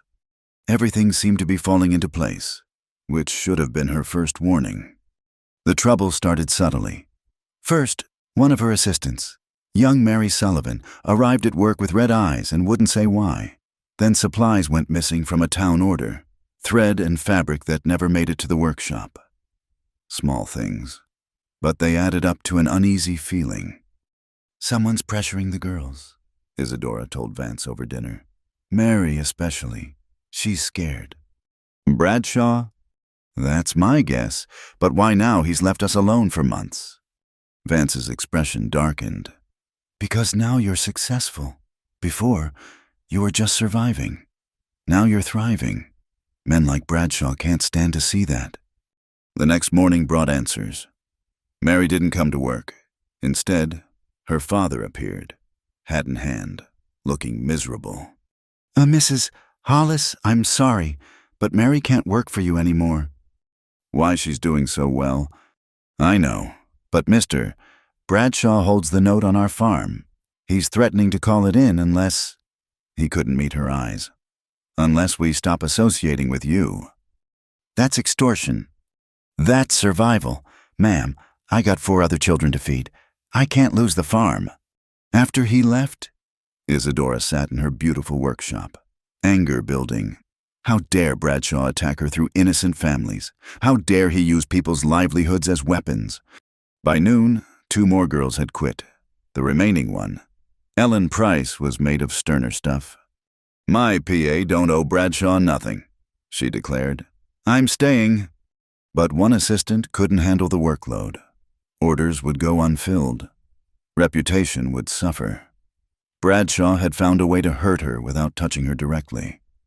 I'll help, Vance said when she told him. I can cut fabric, sort thread. You have your own work. This is our work now. He attacks you. He attacks us. But she could see the truth. They couldn't fight economic warfare with good intentions. Bradshaw had influence, connections, ways to make life difficult for anyone who sided with them. That night, she made a decision. The next morning, she dressed in her best outfit, the blue dress made from fabric Vance had insisted she buy, and went to town alone, despite his protests. She found Bradshaw at the saloon, holding court with his cronies. The room fell silent when she entered. Hey, Mrs. Hollis, this ain't a place for ladies. Then you should feel right at home. She moved to his table, back straight. What do you want? Well, now, that's direct. You're hurting innocent families to get to me, so let's settle this. What do you want? He leaned back, eyes traveling over her insultingly. What I always wanted, you, one night. The room held its breath. Isadora felt sick, but kept her voice steady. No. Then your business dies. Simple as that. There has to be something else. Money. Got money. Want what money can't buy. His smile was ugly. Your pride. Leave her alone, Bradshaw. Everyone turned. Vance stood in the doorway, but he wasn't alone. Sheriff Morrison was with him, along with Judge Carlisle, who'd apparently delayed his departure. Behind them stood half the women in town, led by Mrs. Patterson. This is a private conversation, Bradshaw snarled. Nothing private about extortion, the sheriff said mildly. Judge, you want to explain the law to Mr. Bradshaw? Carlisle stepped forward. Using economic pressure to coerce intimate favors. That's a federal crime now, thanks to some recent legislation. 5 to 10 years in prison. You can't prove... Mr. Sullivan already gave a statement. Morrison added, so did 2 other farmers. Seems you've been busy threatening folks. Bradshaw stood, fists clenched. This is about her. She came here selling herself. The crack of Vance's fist against Bradshaw's jaw was loud as a gunshot. Bradshaw went down hard, blood streaming from his nose. That's for insulting my fiancé, Vance said calmly. Isadora's heart stopped. Fiancé. Bradshaw struggled to his feet, supported by his friends. You're what? You heard me. Vance moved to stand beside Isadora, arm around her waist. Any man who disrespects my future wife disrespects me, and we all know how that ends. The sheriff stepped between them before more violence could erupt. Bradshaw, you're under arrest. Judge, I assume you'll stay for the trial. With pleasure. As Bradshaw was led away, still cursing, the saloon erupted in talk, but Isadora only had eyes for Vance, who was carefully not looking at her. Outside, away from the crowd, she finally found her voice. Fiancé? Sorry, I know we hadn't discussed. I just needed something to make him stop. To make it clear you were—" He stopped, running a hand through his hair. "I'll tell them I was mistaken. Were you—" He finally met her eyes. "What?" "Were you mistaken?" Isadora, I didn't mean to presume."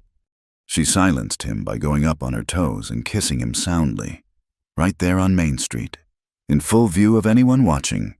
When she pulled back, he looked dazed.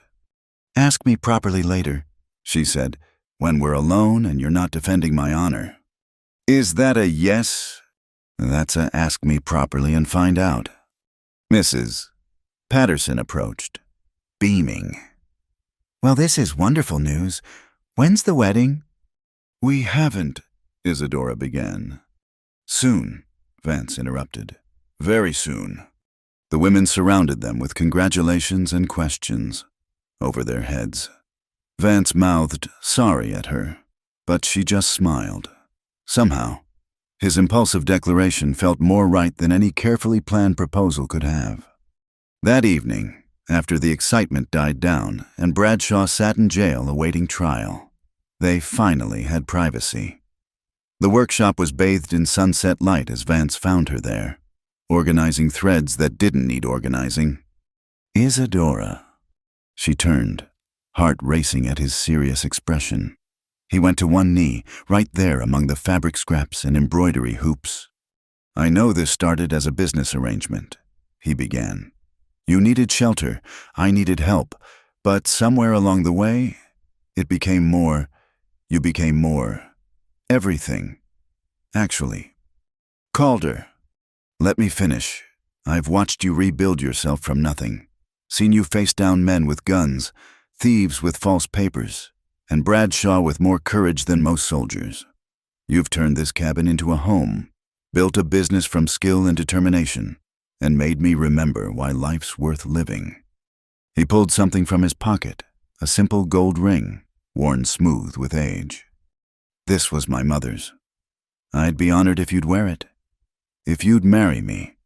Not because we need to prove something to the town, but because I can't imagine any future that doesn't have you humming in the kitchen and leaving fabric scraps everywhere and arguing about window placement." "Is this the proper asking?" "Woman, I'm on my knee in sawdust. How much more proper do you need?" She laughed, tears streaming. "Yes. Yes. Yes, I'll marry you. Yes to all of it." He slipped the ring on her finger, then rose and kissed her until they were both breathless. When they finally separated, she rested against his chest, listening to his heartbeat. "I love you," she said quietly. "I should have said it sooner. You showed it. Every meal cooked, every shirt mended, every time you chose to stay when you could have run."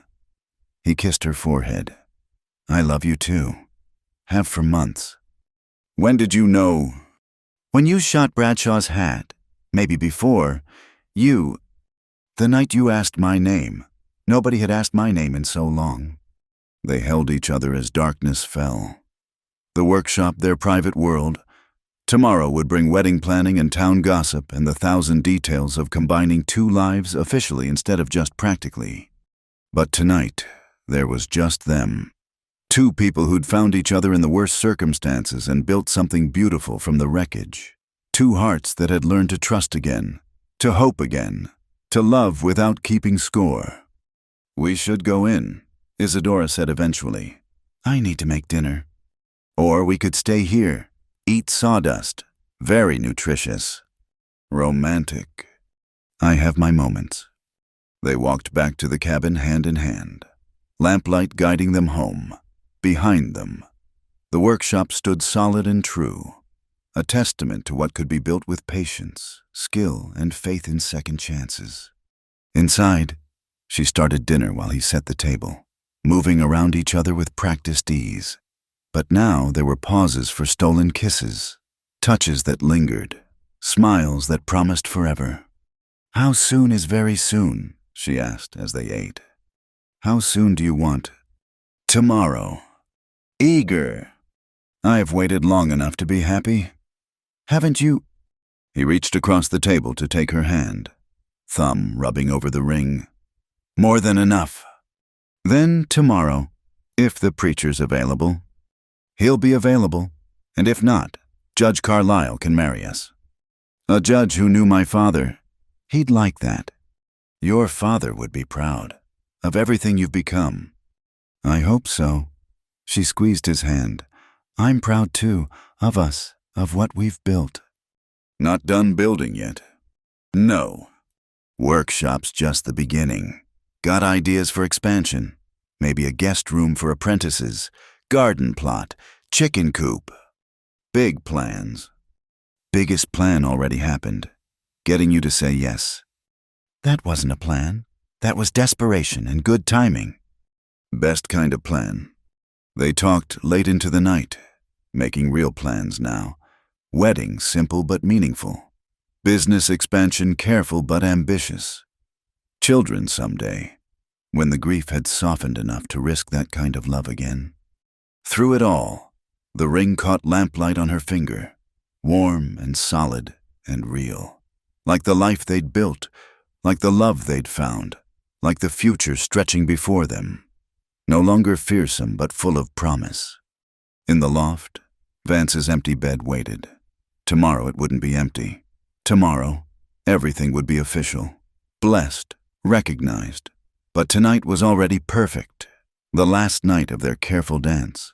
The first night of their announced future. Isadora Hollis had come to Bitter Hollow ready to sell everything. Instead, she'd found things beyond price dignity, purpose, love. And tomorrow, she'd take a new name to go with her new life. Not bad for a desperate woman with a wooden sign and nothing left to lose. Not bad at all. The morning of the wedding dawned clear and bright, spring sunshine flooding the cabin. Isadora woke early, nerves and excitement making sleep impossible. Today, she would become Isadora Vance. The name felt foreign on her tongue, but right in her heart. Mrs. Patterson arrived with Ellen and 2 other women, arms full of wildflowers and ribbons. Can't have a wedding without proper fussing, she declared. Taking charge with military efficiency, they transformed the cabin's main room with pine boughs and early columbines. Ellen braided Isadora's hair with tiny white flowers while Mrs. Patterson pressed the blue dress one more time. Something old, Mrs. Patterson asked, going through the tradition. Calder's mother's ring. Something new. The dress, well, newish. Something borrowed. Mrs. Patterson unpinned a small cameo from her own collar. This was my mother's. Wore it at my wedding 30 years ago. I can't. You can and will. Something blue. The dress again. That's cheating, but we'll allow it. The older woman's eyes softened. You look beautiful, dear, glowing. I'm terrified. Good, means it matters. Meanwhile, Vance was suffering his own preparations at the hotel in town. Sheriff Morrison had appointed himself best man and took the duty seriously. You shaved this morning, Morrison asked, inspecting him critically. Twice. Shirt clean. Brand new. Isadora made it last week. Good woman. You sure about this? Vance turned from the mirror. Never been more sure of anything. Even with her history, what she almost did was survive the only way she could see. What she actually did was stand tall and wait for something better. Vance's voice was firm. I won't hear a word against her. Not today, not ever. Morrison held up his hands. Easy, friend. Just making sure. Man should be sure on his wedding day. I'm sure. Then let's get you married. The ceremony was set for noon at the small church. When they arrived, Vance was surprised to see it nearly full. Word had spread, and it seemed half the town had decided to witness the union of the coal man and the embroidery lady.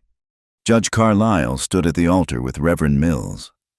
Thought I'd stay to see this through, he said, shaking Vance's hand. Your bride's father would want a witness he'd trust. Then the door opened, and Isadora appeared on Mr. Henderson's arm. The store owner had volunteered when he learned she had no family present. The crowd fell silent as she walked down the aisle. Sunshine through stained glass casting rainbow patterns on her blue dress. Vance forgot to breathe. He'd seen her every day for months. But somehow, this was different. This was Isadora choosing him publicly, permanently. No more careful distance, no more separate beds, no more pretending this was just business. She reached him, and Henderson placed her hand in his. Her fingers trembled slightly, but her smile was radiant. "Dearly beloved," Reverend Mills began, but Vance barely heard the words. He was lost in Isadora's eyes, in the miracle of this moment. 6 months ago, she'd stood in the snow with a sign around her neck. Now she stood in church, surrounded by friends, building a future. The rings. Morrison produced the simple gold bands they'd bought yesterday. Vance had wanted to buy her something fancier, but Isadora insisted on plain bands. "We're practical people," she'd said. "Let's have practical rings. Do you, Calder James Vance, take this woman?" "I do." The words came out fierce, like a battle cry. "Do you, Isadora May Hollis, take this man?" "I do," soft but certain. "Then, by the power vested in me by God and the state of Colorado, I pronounce you husband and wife. You may kiss your bride." Their other kisses had been careful, testing.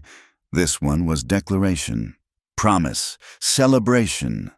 The crowd erupted in cheers and good-natured catcalls. "Ladies and gentlemen," Reverend Mills announced, "I present Mr. and Mrs. Calder Vance." The reception was held at Mrs. Patterson's house, her gift to the couple. Tables groaned under the weight of dishes brought by the townswomen. Even some of the miners showed up, clean and awkward in their best clothes. "Never thought I'd see Vance married," one muttered to another. Always kept to himself. "Right woman can change any man." "She changed the whole damn town. You see how the women are organizing Mrs. Patterson's talking about starting a library." Isadora overheard and smiled. Change rippling outward like rings in a pond, all from one desperate night and a wooden sign. She found Vance on the porch, escaping the crowd for a moment. "Too much." "Just enough." He pulled her close. "But I'll be glad when we can go home." "Home?" The word tasted sweet. "I like how that sounds." "Mrs. Vance." He tried out her new name. "I like how that sounds. You'll have to teach me to answer to it." "We have time." Judge Carlyle approached before they could steal a kiss. "I'll be leaving in the morning. Wanted to say goodbye properly." "Thank you," Isadora said, "for everything, for caring about a stranger's daughter." "Your father earned my care. You've earned my respect." He smiled. "Be happy. It's the best revenge against those who tried to break you." As sunset approached, the couple made their escape in a shower of rice and good wishes. The ride up the mountain was quiet, both lost in thought. Everything had changed. Nothing had changed. They were the same two people who'd shared the cabin all winter, but now with permission to be more. At the cabin, Vance lifted her from the wagon. "Tradition," he said at her raised eyebrow. "You going to carry me over the threshold too? If my back holds out." But he swept her up easily, carrying her into their home, officially now. Inside, someone, probably Mrs. Patterson's doing, had left flowers and a cold supper, but neither was hungry for food. They stood awkwardly in the familiar space, suddenly shy. Do you want coffee?" Isadora asked. "No." "Are you hungry?" "No." "Should we?" He stopped her nervous words with a kiss. Gentle but thorough, reminding her this was Calder. Her Calder, who'd seen her at her worst and loved her anyway. "We don't have to. There's no rush," he said against her lips. "I've been rushing toward you since that night in the snow," she whispered. "I'm tired of waiting." What followed was tender and patient and worth every moment of their careful courtship. Later, lying in the bed that had been hers alone, now theirs together, Isadora traced patterns on his chest. What are you thinking? That I'm happy? Just happy. I'd forgotten what it felt like. Stay that way. That in order. Request. Strong request. She laughed, the sound filling the darkness like music. I'll do my best. That's all anyone can do. They talked quietly as the moon rose, making plans and confessions in equal measure. He told her about the loneliness that had driven him to the mountains, the way her presence had filled spaces he hadn't known were empty. She told him about the moment she decided to live, really live, instead of just survive. It was when you asked my name. She said, everyone else saw what I was about to do. You saw who I was. Beautiful, strong, stubborn as a mule. Romantic. That too. Morning came too soon, bringing reality with it. But reality was good now. Coffee shared in comfortable silence. Chores done together. The workshop waiting for attention. Their first day as husband and wife looked much like all their days before, except for the matching rings and the way they couldn't stop touching, hand to shoulder, kiss to cheek, 1,000 small claiming gestures. The apprentices arrived to find their mistress glowing and their master actually smiling. Work resumed with congratulations and gentle teasing. Life went on, but richer now, fuller. No regrets, Vance asked that evening, finding her in the workshop, organizing tomorrow's projects. About what? Marrying a coal-covered mountain man instead of some rich town gentleman. Let me think. She pretended to consider. Regular meals, warm bed, man who fights for my honor and builds me workshops. No regrets. Good. Although... What? The coal dust is an issue. You'll need more baths. Woman, I bathed yesterday. And you worked the mine today. Bath tonight. Bossy wife. You knew what you were getting. Best bargain I ever made. She kissed him, tasting coal dust and coffee and home. Mine too. As full dark fell, they secured the workshop and walked hand in hand to the cabin. Their home, their life. Built from ashes and determination and the radical belief that broken people could heal each other. Inside, she heated water for his bath while he built up the fire. Domestic rhythms they developed over months, now deepened by the promise of all the years to come. She would embroider, he would mine. They would fight and make up, struggle and succeed, face whatever came knowing they faced it together. I love you, she said suddenly, needing him to hear it again. Love you too. Simple words, but weighted with everything they'd been through. Always will. Promise. I do, again. And in a cabin on a mountain, far from the desperate snow of their beginning.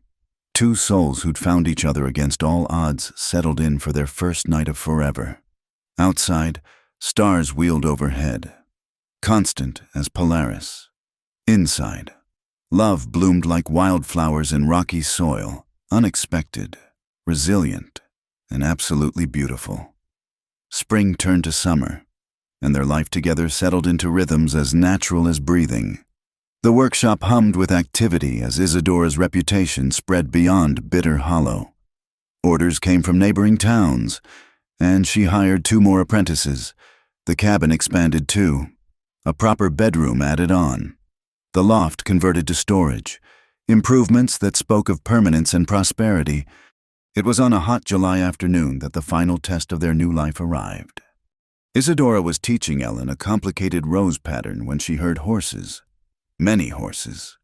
Through the window, she saw a group of well-dressed men dismounting, led by someone she'd never thought to see again.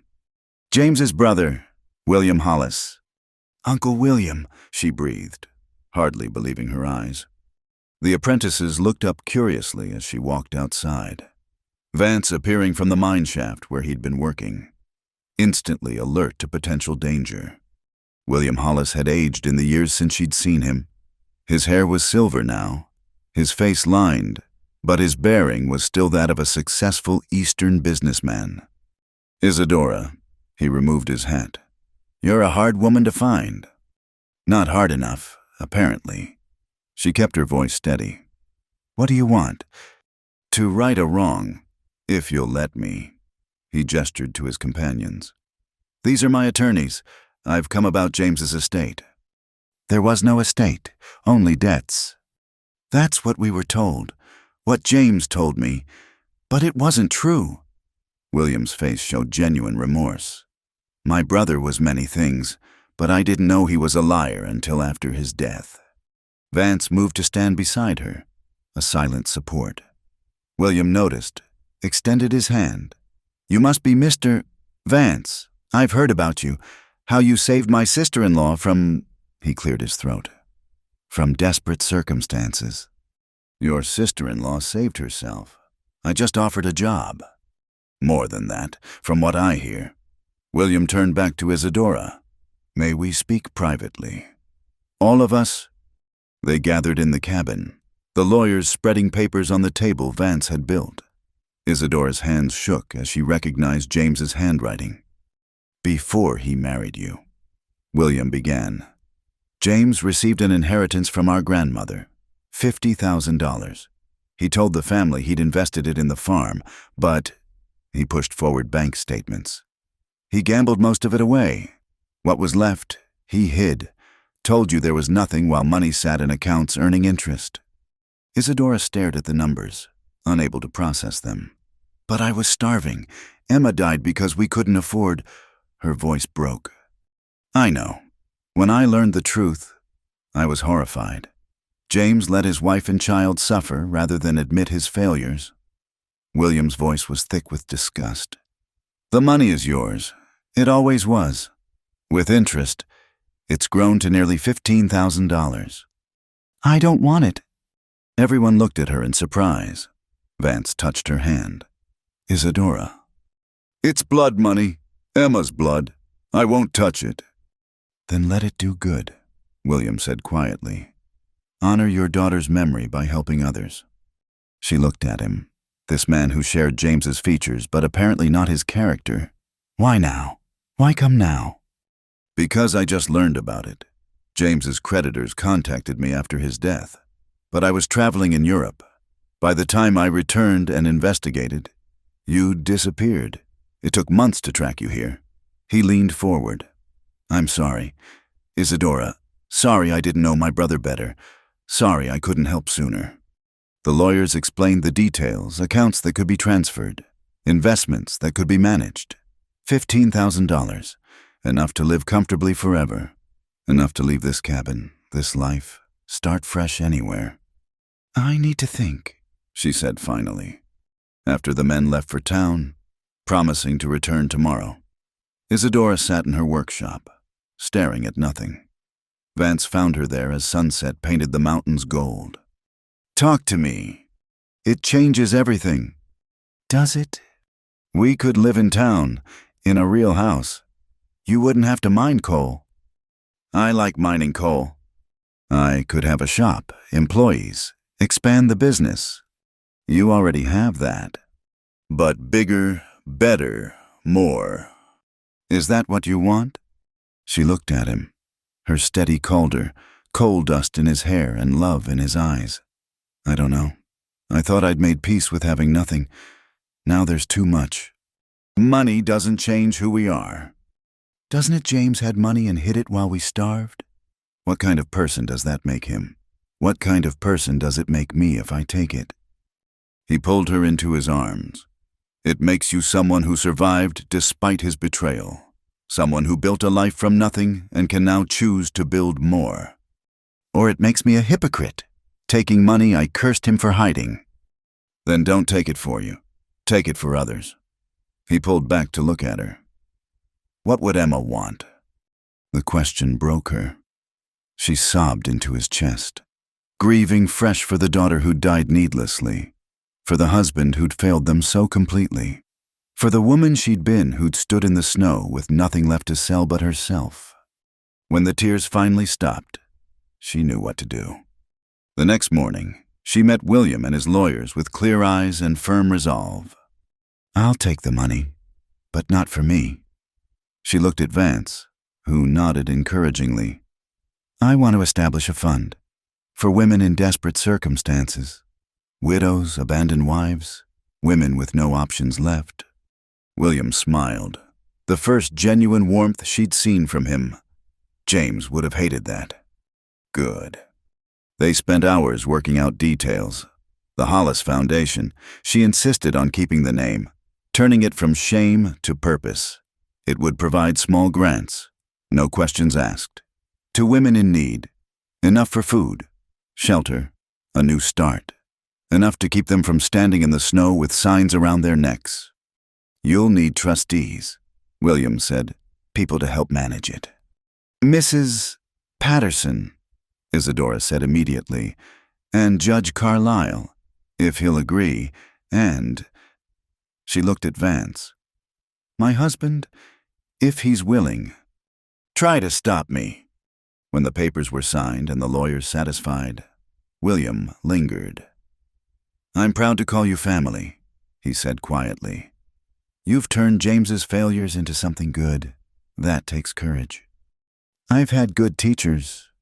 He glanced at Vance. Yes, I can see that. He prepared to leave, then paused. The offer stands. You know, you could come east, rejoin society. This is my society. She gestured out the window at the workshop, the cabin, the mountains beyond. This is my home. Then be happy in it. After he left, Isadora and Vance stood on their porch, watching the sunset paint the sky in shades of rose and gold. The weight of the day's revelations sat between them, but not heavily, more like a new foundation to build on. No regrets, Vance asked, echoing his question from their wedding night. No regrets. The money will help people. That's all that matters. And us, we keep living like we are. Maybe a few improvements? Indoor plumbing would be nice. Fancy. And maybe expand the workshop again. Take on more apprentices. Getting ambitious. And maybe, she took a breath, maybe think about children again, when we're ready. His arm tightened around her. They danced around this topic for months, both afraid to voice the possibility. You think you could after Emma? I think Emma would want me to try, to not let fear stop love. She looked up at him. What about you? I think, he said carefully, that you'd be a wonderful mother, that we'd figure it out together, like we figured out everything else, one step at a time, always. As darkness fell, they went inside to the life they'd built, simple, honest, good. The money sitting in banks couldn't buy what they already had trust earned slowly. Love grown from respect, a partnership forged in the worst circumstances and refined by daily choice. That night, as they lay together in their expanded bedroom, Isadora thought about the journey that had brought her here. From the desperate woman with the wooden sign to the successful businesswoman with a foundation in her name. From selling herself for bread to choosing love freely given and received. What are you thinking? Vance asked, feeling her wakeful beside him. About signs. Signs. The one you took from my neck that night. What did you do with it? He was quiet for a moment. Burned it, that same night.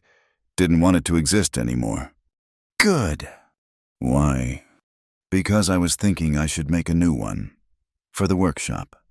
Hollis Vance embroidery. Beautiful things from strong hands. I like it, except... What? Just Vance embroidery. You're not a Hollis anymore. She smiled in the darkness. You're right. Vance embroidery it is. They fell asleep planning the sign. The future. The life they'd continue building day by day. Outside, the mountains stood eternal guard. Inside, two hearts beat in rhythm. Proof that sometimes the worst beginnings could lead to the best endings. And in a bank in Denver, money that had once represented betrayal and loss waited to become hope for other desperate women. The circle closing, the pain transformed to purpose. The story continuing long past happily ever after into the beautiful, messy, daily work of living and loving well. In the workshop the next morning, Isadora began embroidering a sampler to hang by the door. From desperate soil grows the strongest love. Below it, in smaller letters, the Vance family, established in Hope, 1878. It would be, she thought as she worked, her finest piece yet. Thank you for listening to this story of love, resilience, and second chances in the Wild West. I hope Isadora and Calder's journey touched your heart as it did mine. Please share in the comments where you're listening from. I'd love to connect with fellow Wild West story enthusiasts around the world and hear your thoughts. If you enjoyed this tale, please subscribe to Wild West Stories 1850. Give this video a like, and don't forget to hit the hype button so more people can discover these frontier stories of hope and redemption. Your support means everything.